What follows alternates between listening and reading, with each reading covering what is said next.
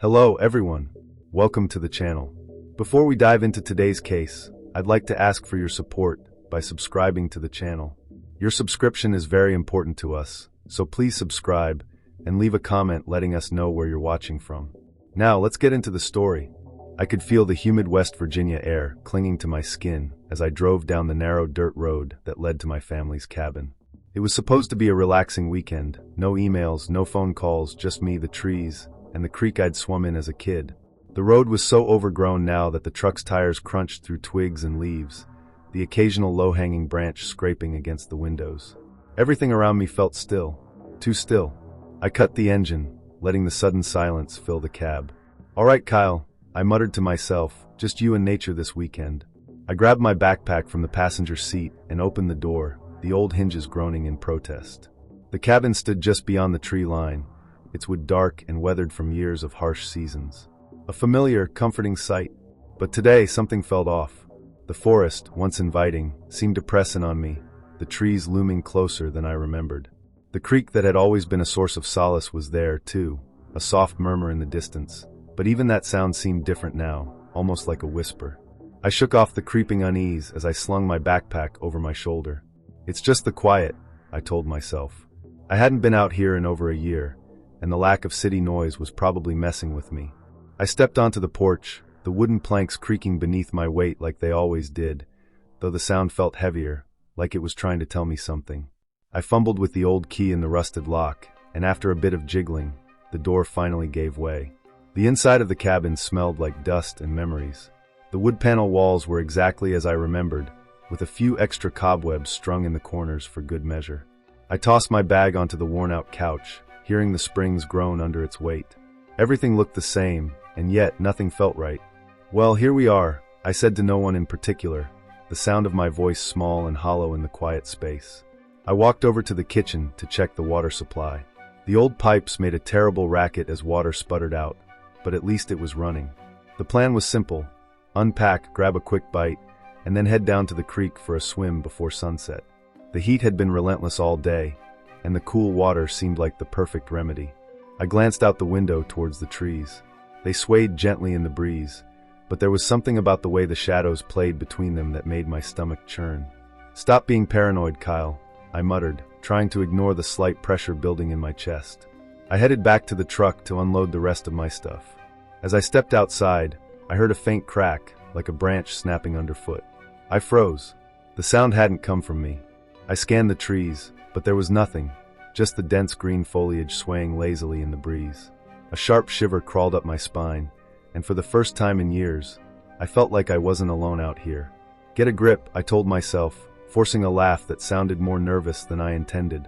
I shook my head and grabbed the cooler from the back of the truck. The sun was starting to dip behind the treetops, casting long shadows across the yard. I tried to ignore the growing sense of unease as I walked back into the cabin and set the cooler down in the kitchen. The whole place felt quiet, too quiet, like it was holding its breath. I headed back outside, trying to shake off the strange feeling, and made my way down the familiar path to the creek. The air was cool now, and the water shimmered in the fading sunlight. I could hear it gurgling softly as it rushed over rocks, just like it had when I was a kid. Back then, the creek had been my playground. Now it looked almost foreign. The thought made me pause at the water's edge. The surface was smooth, too smooth like glass. I knelt down and dipped my hand in. The water was cold, sending a sharp jolt up my arm, but it felt refreshing. "This is what I need," I muttered, stripping off my shirt and shoes before wading in. The water lapped against my legs, its chill spreading through me. I took a deep breath, then dove forward, letting the creek embrace me. For a moment, everything felt fine. The water washed away the heat and tension of the day, and I floated on my back, staring up at the darkening sky. But then that feeling returned. The creeping sense that something was wrong. I glanced toward the trees lining the bank. Nothing moved, but the sensation of being watched clung to me like a wet blanket. "Probably just a deer," I whispered, though even as I said it, I knew that wasn't right. Deer didn't make you feel this way. They didn't make the hairs on the back of your neck stand up. A soft splash behind me sent my heart racing. I spun around in the water, but there was nothing. "Maybe a fish," I whispered, trying to calm myself down. But deep down I knew better. Something was off. I decided that was enough for one swim. As I started to wade back to shore, I heard it again, Another crack, louder this time, like something big stepping through the underbrush. I froze, eyes wide, scanning the trees. The sun was nearly gone now, the forest draped in shadows. "Hello!" My voice came out shaky, weaker than I'd hoped. Nothing. Just the soft rush of water behind me and the distant chirp of crickets.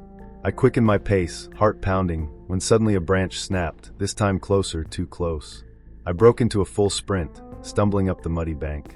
My chest heaved as I reached the cabin door and slammed it behind me, locking it with trembling hands. I stood there, breathless, staring at the door as if expecting something, or someone, to burst through it. But nothing happened. The forest outside was silent once again. "Just the quiet," I whispered, trying to convince myself. "Just the damn quiet."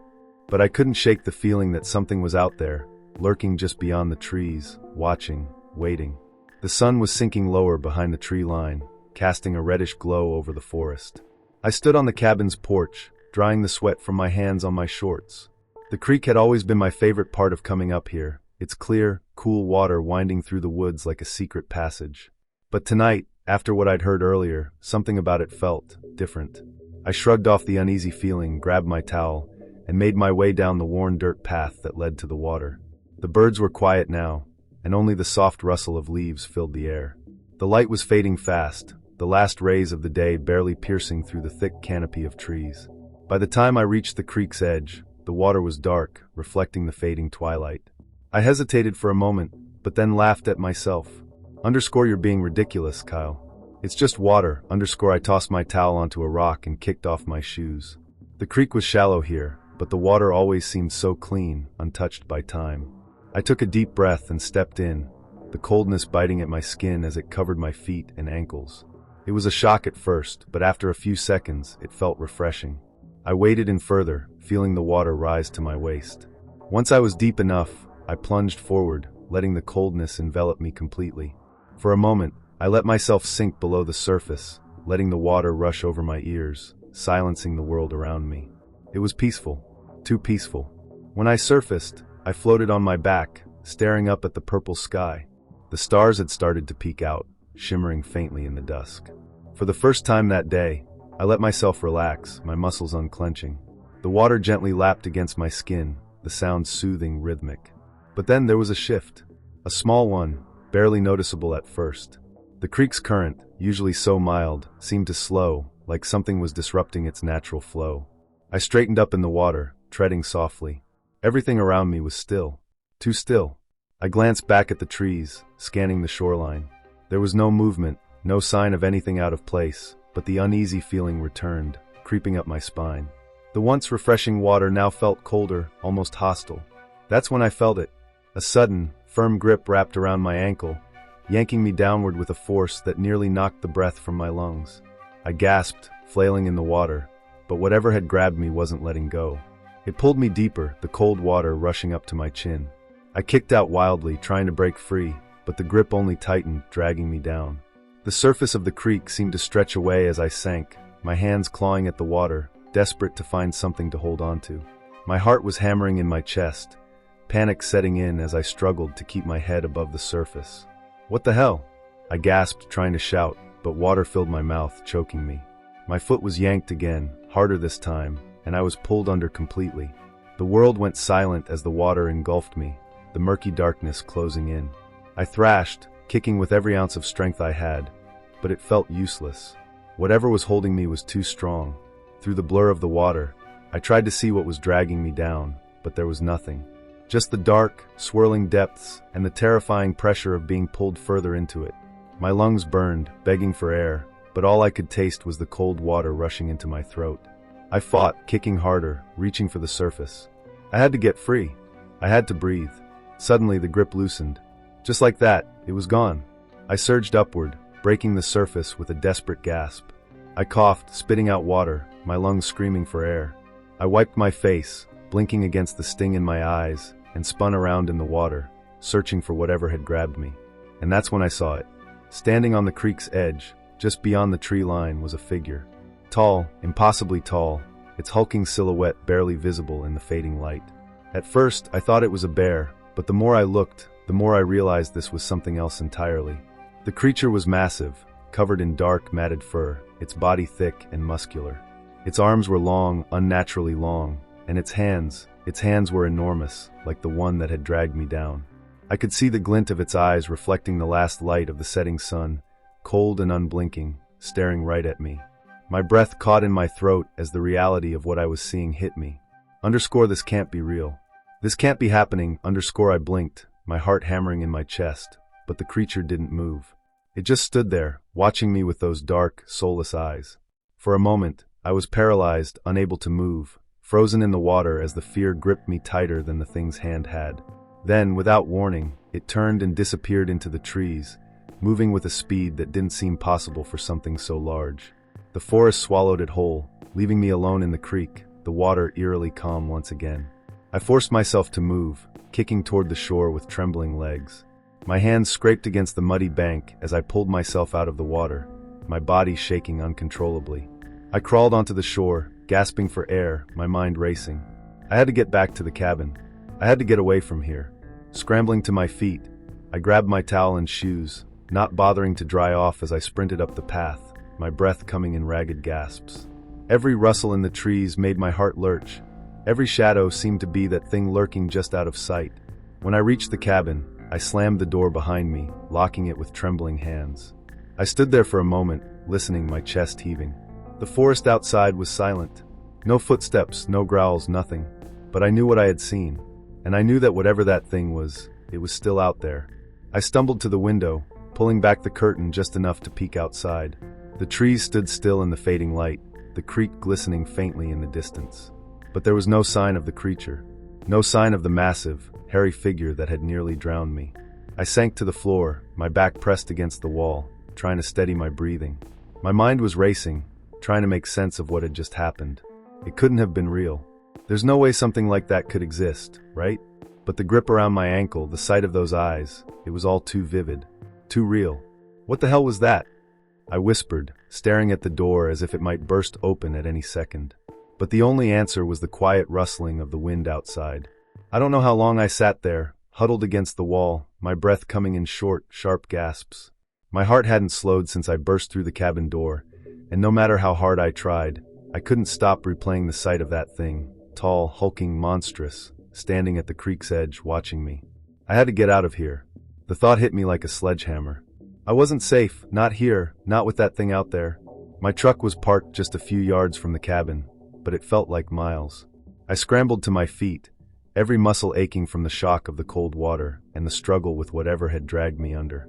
My clothes were still damp, clinging to my skin, but I didn't care. I grabbed my keys off the counter, my hands shaking so bad they rattled against the wood. The weight of the metal in my palm gave me the faintest sense of control, like I had a chance to escape.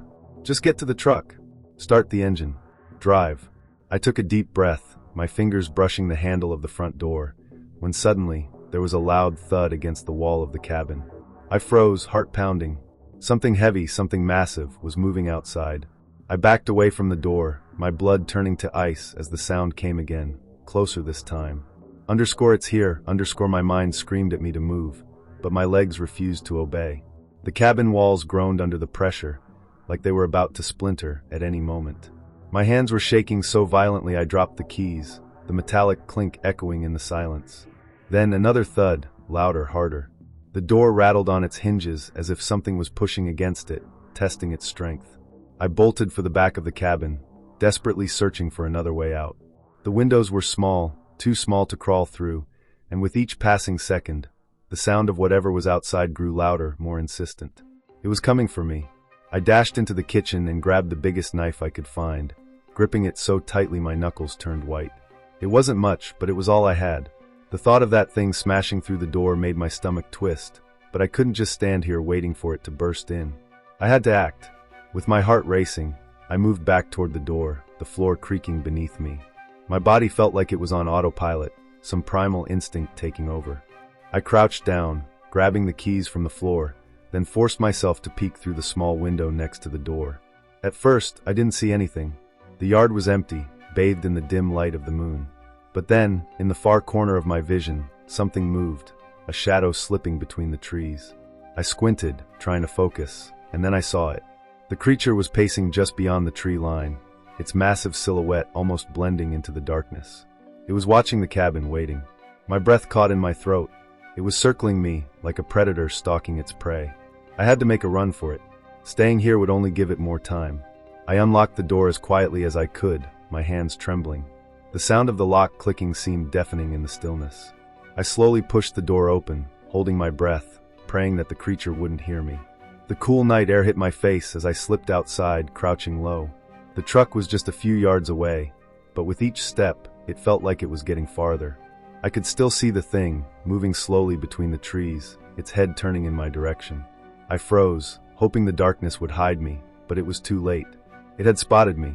A low growl rumbled from the woods, so deep it shook the ground beneath my feet. The thing broke into a run, crashing through the trees with terrifying speed, heading straight for me. "Go, go, go!" I muttered to myself, my feet pounding the ground as I sprinted toward the truck. My fingers fumbled with the keys as I reached the door, but the panic was making it impossible to focus. Behind me, I could hear the creature's footsteps, each one a thunderous crash as it closed the distance. I yanked the door open and threw myself inside, slamming it shut just as the thing's massive hand slammed against the side of the truck. The force of it rattled the entire vehicle, and I screamed, fumbling with the ignition. "Come on, come on!" I twisted the key, and the engine roared to life. My hands gripped the steering wheel as the truck lurched backward. The creature was right there, inches from the window, its dark, soulless eyes locked on mine. Its face was barely visible in the moonlight, but I could see enough: matted fur, sharp teeth bared in a snarl, muscles rippling as it slammed both hands against the truck again, rocking it. I floored the gas pedal, the tires screeching as they struggled for traction on the dirt road. The truck jerked forward, and for a moment, I thought I had escaped. But the creature was faster than I could have imagined. It ran alongside the truck, its enormous hands slamming into the side, trying to tip it over. I swerved hard, the truck bouncing over rocks and branches as I veered off the main path. The creature roared in frustration, its hands clawing at the side mirror, ripping it off completely. I pressed the gas harder, the truck careening through the trees. My heart was in my throat, the world blurring around me. I could hear the thing behind me, crashing through the underbrush, but the truck was pulling ahead, finally gaining distance. For a split second, I glanced in the rearview mirror. The creature had stopped at the edge of the trees, watching as I sped away, its dark figure shrinking into the distance. I didn't dare slow down until the cabin was nothing but a distant memory, hidden behind the thick trees and the winding dirt road. I didn't stop until I reached the highway, where the streetlights felt like a lifeline. My hands were still shaking, my knuckles white from gripping the wheel. I glanced over at the empty passenger seat, trying to catch my breath. It was over, at least for now. But the image of that creature, its eyes locked on mine as it tried to tear me from the truck, was seared into my mind. I knew I had to tell someone. I had to warn them. But even as I drove toward town, I knew the truth. No one was going to believe me. The drive into town felt like a blur, my mind still reeling from the encounter. I kept glancing in the rearview mirror, half expecting to see that creature loping after me, its dark form crashing through the trees.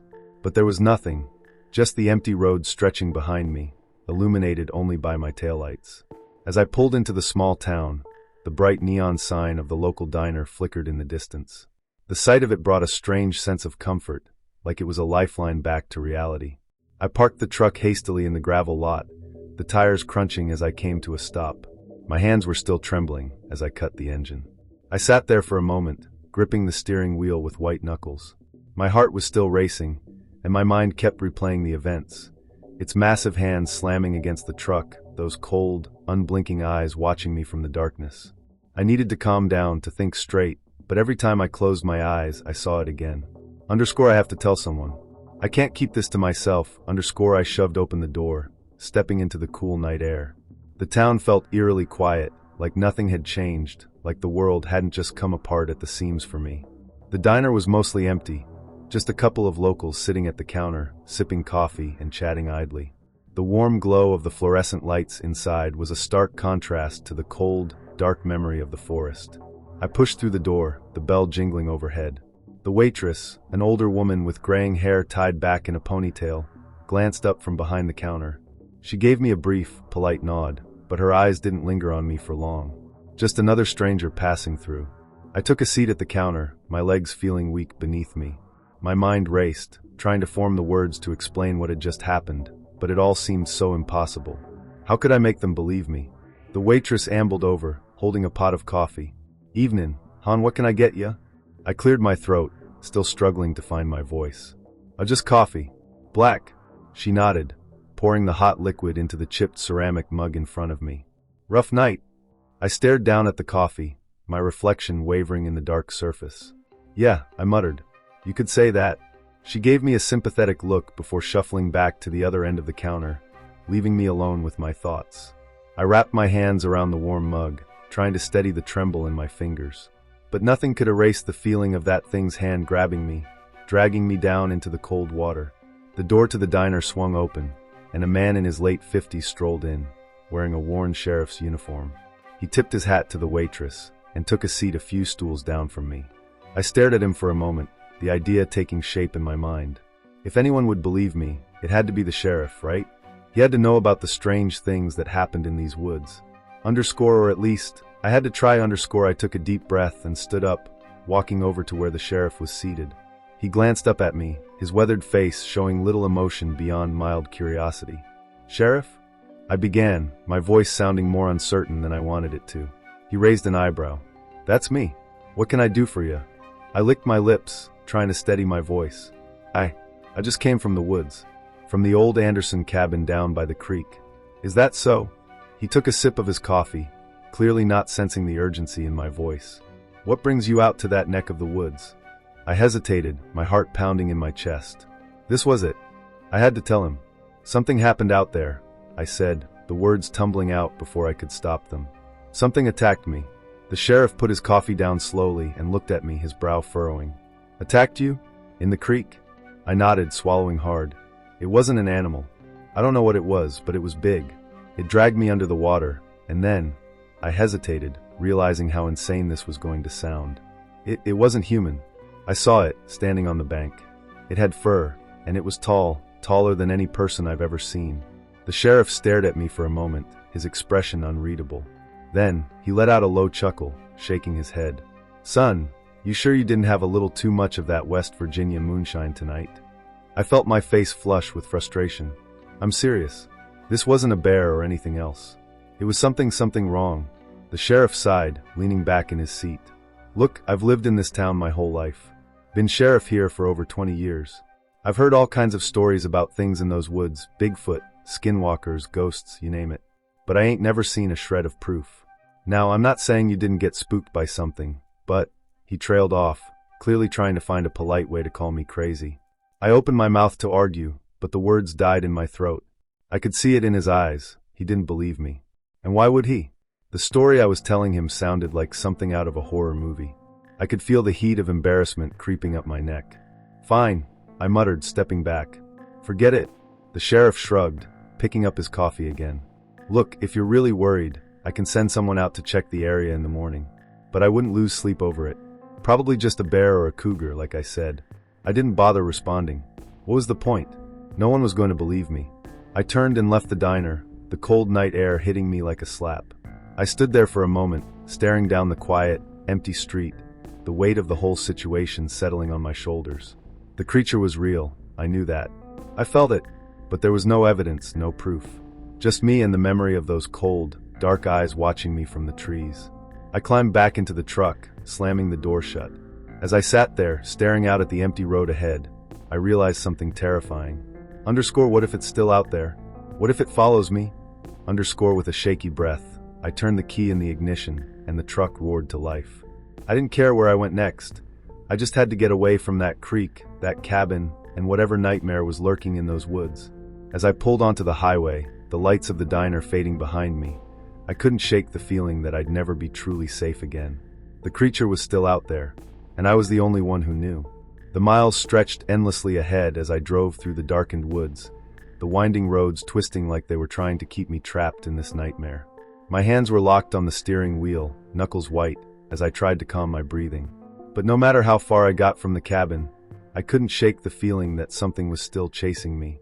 I checked my phone for the 100th time. No signal. The dense trees around the road must have been blocking the service, but that didn't stop the growing sense of isolation gnawing at me. Underscore, it's not just you out here. Underscore, I reminded myself. Underscore, there are people in town. There's the sheriff. You're not alone. Underscore, but even as I tried to convince myself, I couldn't shake the feeling that I was alone. Alone with the memory of what had happened by the creek. As I reached the highway, the faint glow of streetlights appeared in the distance, small pockets of safety in the vast darkness. I veered off the winding dirt road and pulled onto the main strip that led into town. The buildings here were sparse, just a few old gas stations, a motel, and the diner I had fled from earlier. The lights flickered in the distance, the world feeling eerily quiet. I slowed down as I neared the gas station. My truck was running low, and there was no way I was going back into those woods without a full tank. I pulled up next to the pump, the engine rumbling softly as I killed the ignition. I stepped out of the truck, the cool night air wrapping around me, and grabbed the pump handle. As I started filling the tank, I glanced around the empty lot. The town was dead at this hour. No cars, no people, nothing but the hum of the gas station lights and the distant chirp of crickets. It was unsettling. The bell above the gas station door jingled, and a man in his mid-30s stepped out. He was wearing a greasy ball cap and a flannel shirt, wiping his hands on an old rag. His eyes caught mine for a second before he walked over to the pump next to mine. "Quiet night," he muttered, glancing around. "Yeah," I replied, trying to keep my voice steady. He gave me a sideways look, like he could sense the unease in my tone. "You all right, man? You look like you've seen a ghost." I hesitated. Underscore, should I tell him? Underscore, what could I even say that wouldn't make me sound like a lunatic? "Something happened back at the creek," I said finally, my voice barely more than a whisper. "Something big." The man's face tensed, and he narrowed his eyes at me. "The creek? You mean over by Anderson's cabin?" I nodded, feeling a rush of relief that he at least knew the place. "Yeah, I think something attacked me. I don't know what it was, but it wasn't a bear. It wasn't anything normal." The man looked away for a moment, his jaw working as if he was chewing over my words.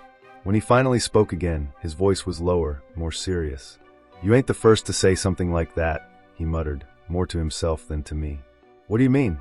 He sighed, looking back at me, his expression hardening. "There's been talk around town for years. People go out into those woods, near the creek, and some of them don't come back. And the ones that do well, they come back with stories like yours. Big creatures, strange things in the trees." He shook his head. "But no one believes it.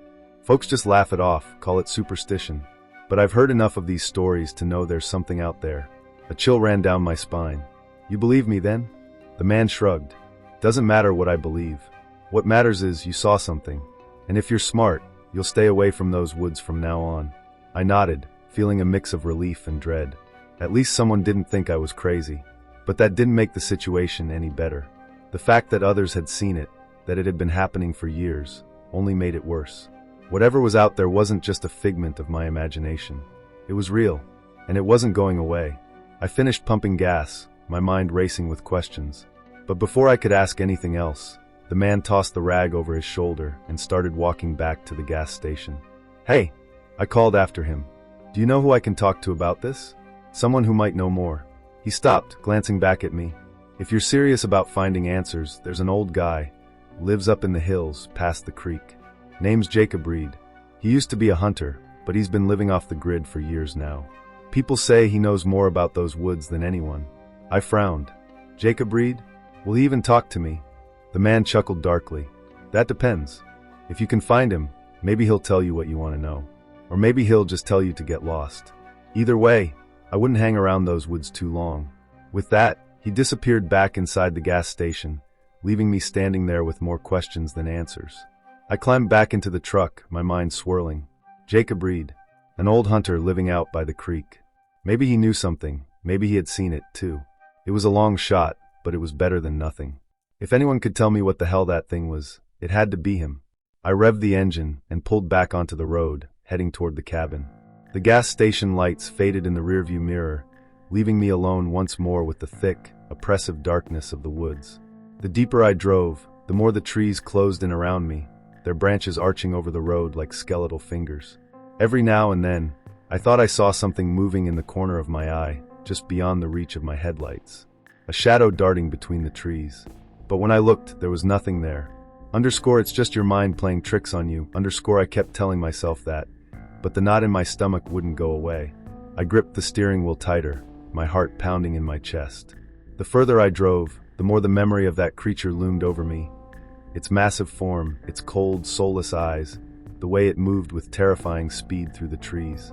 I couldn't stop thinking about what the man at the gas station had said. Others had seen it, and some of them never came back. I wasn't just dealing with a wild animal. This was something else. Something darker. Something dangerous. And now, I was heading back toward it. Toward the very thing that had nearly drowned me in the creek just hours before. But I had no choice. I needed answers. And the only place I was going to find them was back at the cabin, back in those cursed woods. The trees thinned as I neared the creek, the sound of rushing water filling the night air. I slowed the truck, my heart hammering in my chest. I couldn't see it, but I could feel it, the presence of something watching, lurking just beyond the edge of the trees.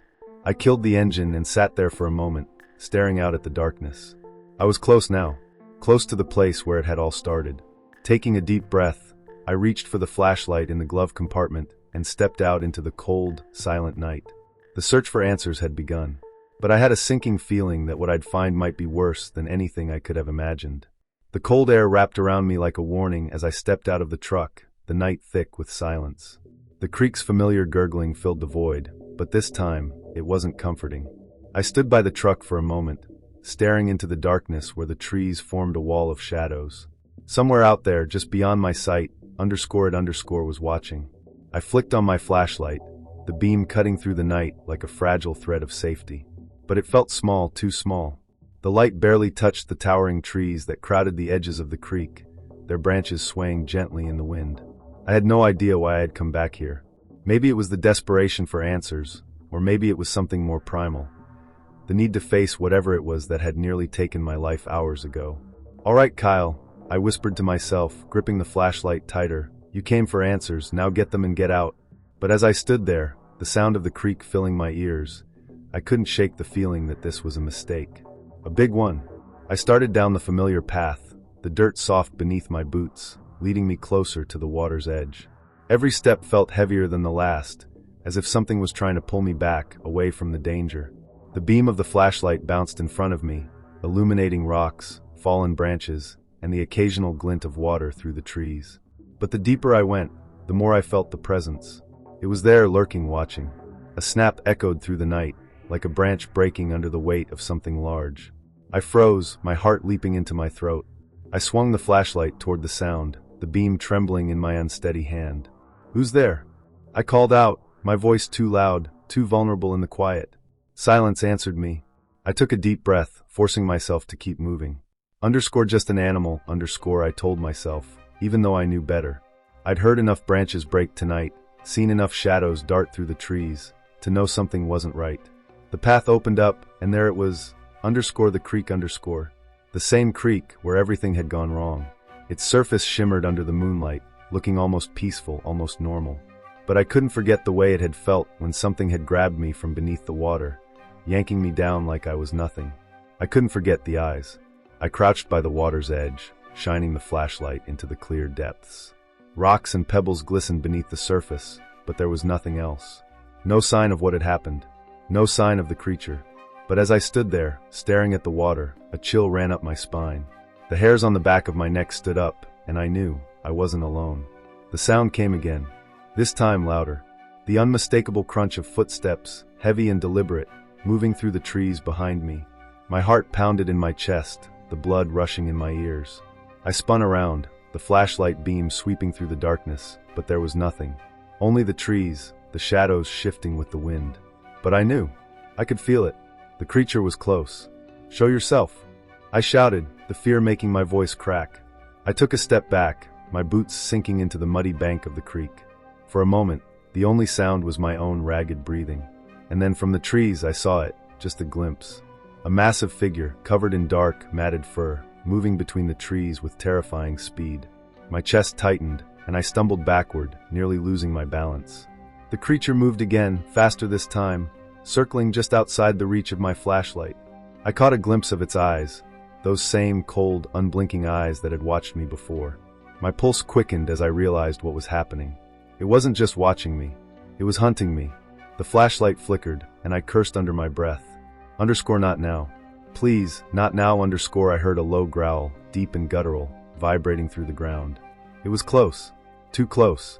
Without thinking, I turned and bolted, the flashlight swinging wildly in my hand as I sprinted up the path, away from the creek. My breath came in short, panicked gasps as I raced toward the truck. The trees seemed to close in around me, the shadows thickening as the creature's footsteps pounded behind me, growing louder, faster. I could hear it crashing through the underbrush, the sound of branches snapping like bones. It was gaining on me. The truck was just ahead, the faint glow of the headlights barely visible through the trees. I pushed myself harder, my legs burning with the effort, but the creature was right there, right behind me. I could feel its presence, the weight of its stare pressing down on me. I reached the truck, yanking the door open and throwing myself inside. My hand fumbled with the keys, and for a horrifying second, I thought I had lost them. But then I felt the cold metal in my palm, and I jammed them into the ignition, twisting with shaking hands. The engine roared to life just as something massive slammed into the side of the truck. The whole vehicle rocked with the impact, and I screamed, flooring the gas pedal. The tires spun in the dirt for a moment before catching traction, and the truck lurched forward, barreling down the narrow road. In the rearview mirror, I saw it. The creature, standing in the middle of the road, its massive form illuminated by the red glow of the taillights. Its eyes locked on mine, and for a brief, terrifying moment, it didn't move. It just stood there, watching as I sped away. I didn't slow down until the road opened up to the highway, my breath ragged, my hands shaking uncontrollably. The truck roared down the pavement, the headlights cutting through the darkness. My mind was racing, trying to process what had just happened. The creature was real. It wasn't just some figment of my imagination, and it wasn't going to stop. I slammed my hands against the steering wheel, frustration boiling over. Why the hell did I go back? I muttered to myself. What was I thinking? But deep down, I knew the answer.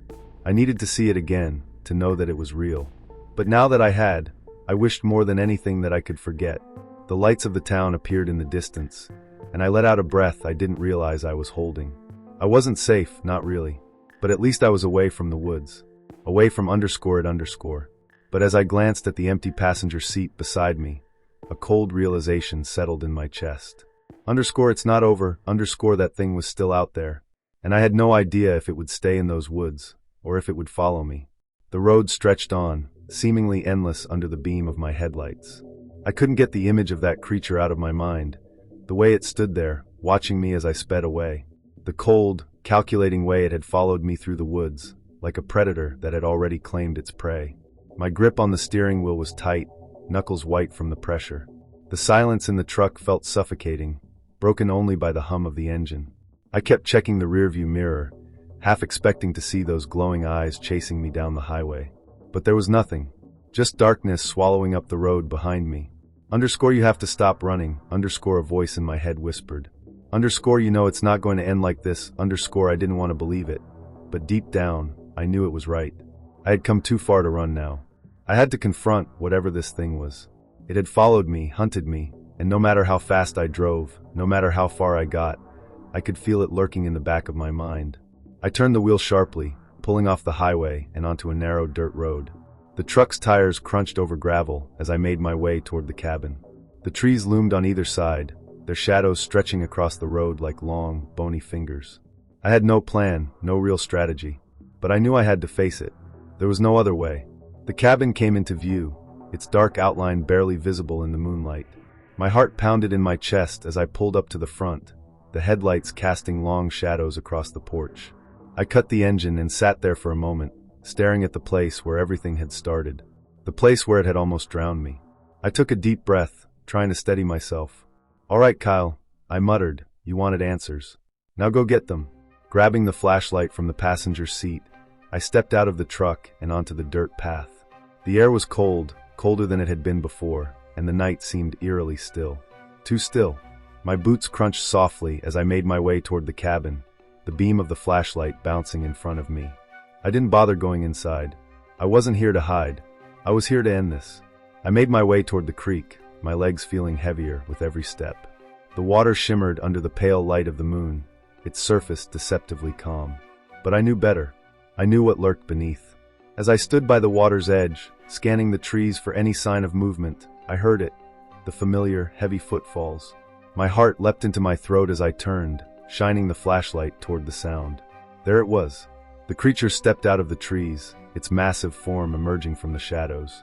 It was even larger than I remembered, its matted fur glistening with moisture, as if it had just come from the water. Its eyes, those cold, unblinking eyes, locked onto mine, and I felt a chill run down my spine.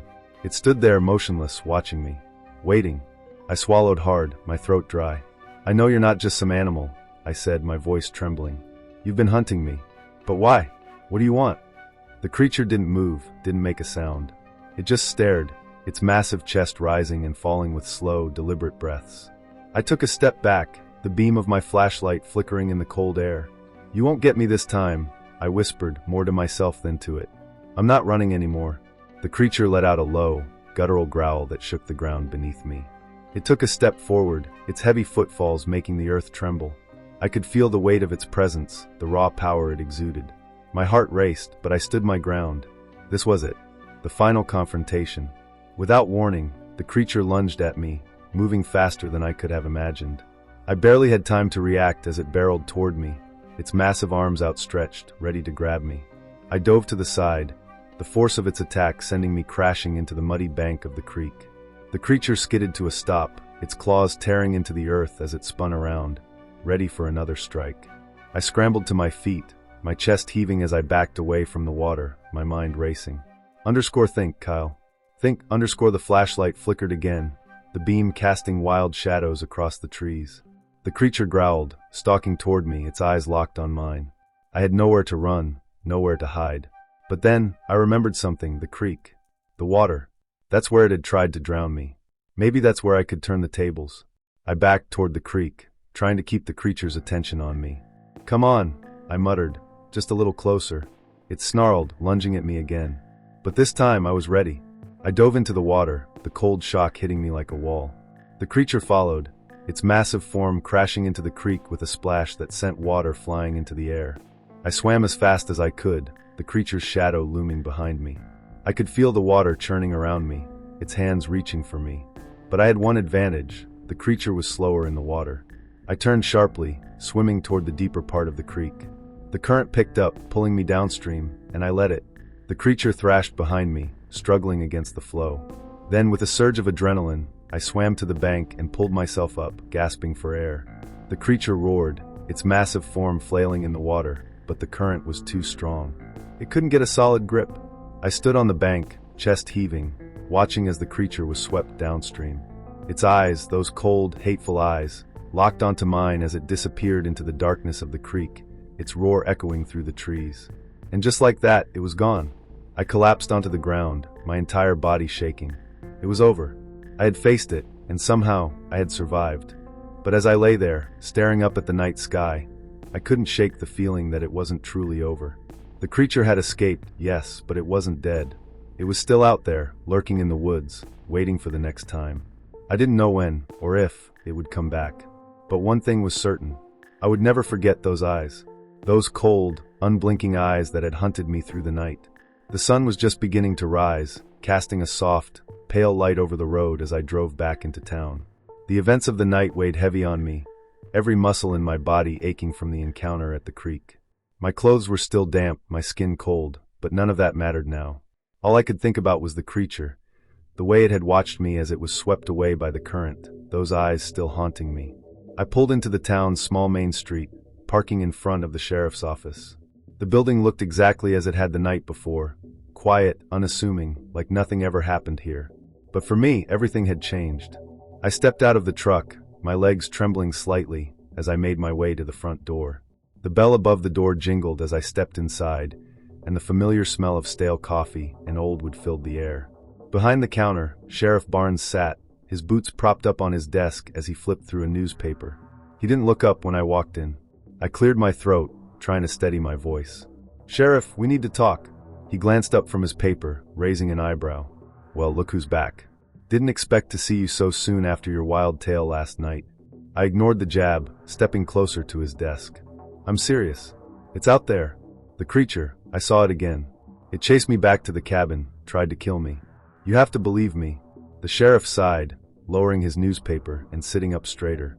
He looked me over for a moment, his gaze lingering on my soaked clothes and disheveled appearance. "You look like hell, son. But that don't mean you didn't just scare yourself half to death out there in those woods. Folks around here get spooked all the time. I didn't imagine it. I snapped, my frustration boiling over. It's real. I saw it with my own eyes. It's been stalking me ever since I went down to the creek. You have to do something. Barnes leaned back in his chair, crossing his arms over his chest. And what exactly do you want me to do, Kyle? Go out there with a search party for your Bigfoot. You realize how crazy this sounds, right? I clenched my fists, fighting the urge to scream. It nearly killed me. Twice. I saw it drag me under the water, and I saw it again last night, standing right there in the creek. It's not a bear, not some animal. It's something else. And if we don't do something, someone else is going to get hurt. The sheriff shook his head, a faint smile tugging at the corners of his mouth. Look, I've heard plenty of stories about weird stuff in these woods. Everyone's got a tale about some creature they saw in the dead of night. But you're not giving me anything I can work with. You got no pictures, no tracks, no evidence. Just your word. I stared at him, disbelief washing over me. Underscore no evidence. Underscore wasn't the fear in my voice, the terror in my eyes enough? Sheriff, I said quietly, trying to control my frustration. I didn't have time to take a picture while I was being hunted. But I swear to you, if you just go out there, you'll find something. There's got to be tracks, or some sign that it was there. He sighed, rubbing the bridge of his nose. I get that you're freaked out, Kyle. I do. But like I said, I've been the sheriff here for over 20 years, and I've never seen anything like what you're describing. You think I'm gonna waste department resources chasing after shadows? My heart sank as I realized he wasn't going to help me. No matter how hard I tried to convince him, it was useless. He wasn't going to believe me. No one was. I took a step back, shaking my head. You have no idea what's out there, I whispered. Barnes stood up from his desk, walking around to face me. He placed a hand on my shoulder, his expression softening slightly. Look, kid, you've been through a hell of a night. Why don't you go home, get some rest, and we'll forget this whole thing. Trust me, you'll feel better once you've had some sleep. I stared at him, my throat tight. You're making a mistake, I said, my voice barely audible. It's not going to stop. And when someone else goes missing, you're going to remember this conversation. The sheriff's face hardened again. Go home, Kyle. Without another word, I turned and walked out of the office, the door slamming shut behind me. The morning air was cold against my skin, but I barely felt it. My head was spinning with frustration and fear. I'd come for help, and no one believed me. I was on my own. I climbed into the truck, gripping the steering wheel tightly as I sat there in silence. The memory of the creature's eyes, those cold, predatory eyes, was burned into my mind. I couldn't escape it, couldn't forget it. And now, I had no idea what to do next. I drove back to the cabin, the truck rumbling along the dirt road as I replayed everything in my head.